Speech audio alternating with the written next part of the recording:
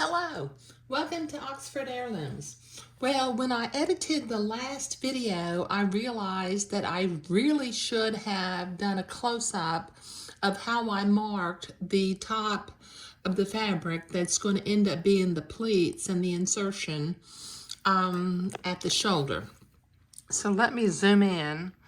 What I did, which may not have been exactly clear, with my water-soluble blue marking pen, I drew a straight line across the fabric so that I could make sure that my pleats all end up in a straight line. And then with my friction erasable pen, I drew the 6 lines that I'm going to fold. I will fold on the line in order to make the pleats. If you use these friction erasable pens, you have to be careful because although they do disappear when you iron them, if you just randomly write on your fabric, it may leave a white shadow out near. So, I use a combination of blue water-soluble fabric marking pens and the friction pen. Okay, now I'm going to turn this over because as I sew my pleats, I'm going to begin at the blue line. That way I can drop my needle into the blue line and make sure that each pleat begins at the same level. Okay, so let me come over here to the sewing machine and get my tripod standing up straight. Okay, now what I will do is on the first line, I'm going to finger fold on the line. And in a minute, you'll see why my blue water-soluble pen mark comes in handy. Because once I get this folded, I can't really see where my friction erasable pen mark disappears. Okay, so let me bring this in. Now I'm going to make these pleats at about a scant 1/8 of an inch. We don't want real big pleats. Now I'm going to drop my needle to make sure I'm going in the blue line. Let me get lined up here. There we go. Okay, now slowly, so that I maintain control and the distance away from the folded fabric, I'm going to sew my pleats.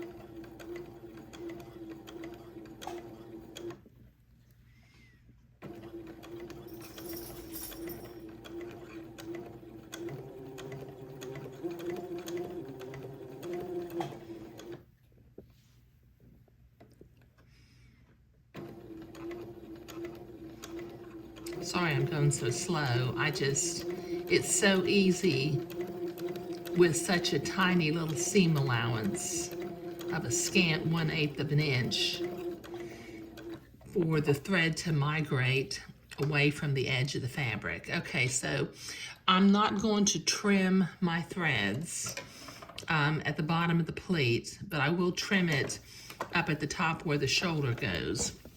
Now here's where it gets interesting. We need to tie this pleat off from the back, from the inside of the fabric, so that it won't unravel.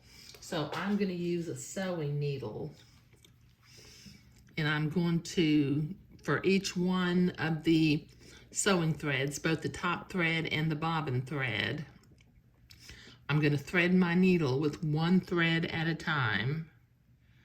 Let me get my thread in the needle.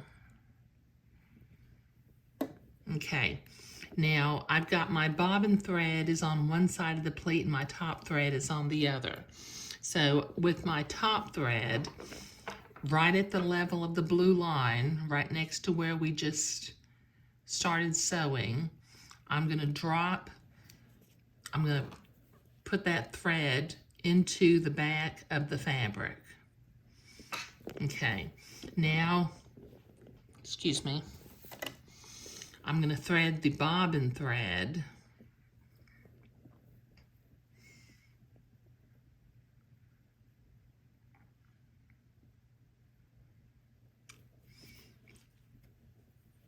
Give me a minute to get this threaded.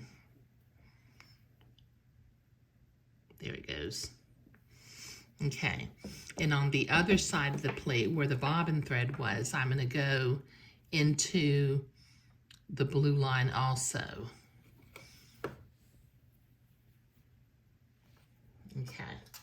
Okay, now I've got both threads on the back of the fabric on the inside of what will be the front of the garment, and I'm going to tie an overhand knot right down here where the threads come through the fabric.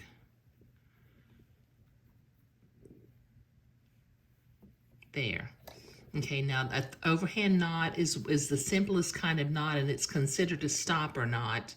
So I can now trim this thread a little bit shorter, and I can rest assured that my pleat won't come, unsewn. Okay, now I need to repeat this process with the other 5 lines and also the 6 lines on my other piece, so I'll be right back.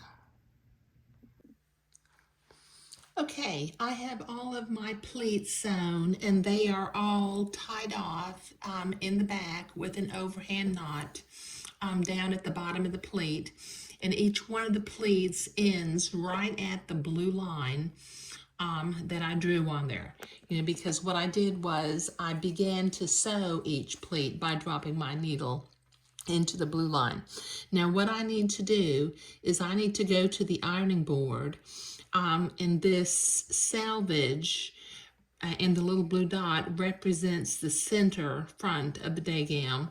So I need to press the pleats on this side. I need to press them away from the middle, and the pleats on this side, I need to press them away from the middle too. So I'll be at the ironing board and I'll be right back. Okay, so I have my pleats pressed toward what will eventually be the shoulder seam on both sides.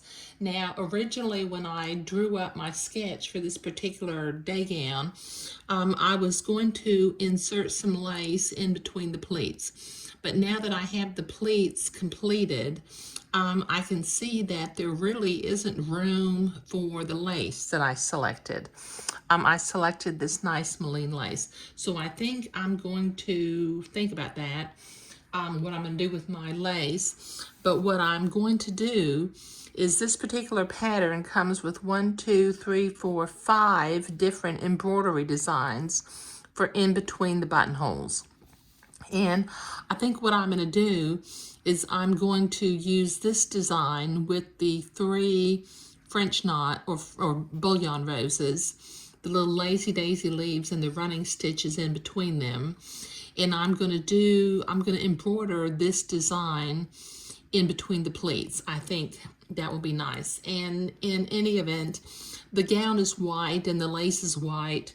So the white insertion lace would not necessarily show up. And I think that the little blue bullion knots with green lacy daisy leaves and running stitches will be a nice little detail.